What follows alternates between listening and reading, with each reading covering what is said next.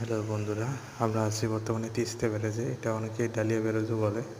আমরা ডালিয়া আসছি। তো ডালিয়া নামেও প্রচুর চিনে। পানি না থাকার কারণে তো স্রোত পানি কম থাকার কারণে আসছে না। দেখেন স্রোতের পরিমাণ কম,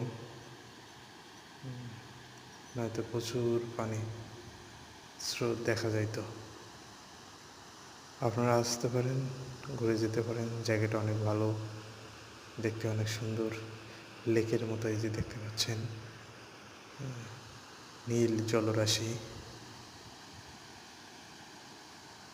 আর তিস্তা ব্যারেজের উপর দিয়ে গাড়ি চলাচল করতেছে।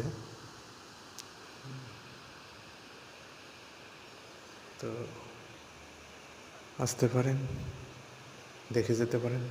তবে বন্যার সময় প্রচুর পানি হয়, সেক্ষেত্রে দেখার জন্য অনেক একটা সুন্দর বিষয়। ধন্যবাদ।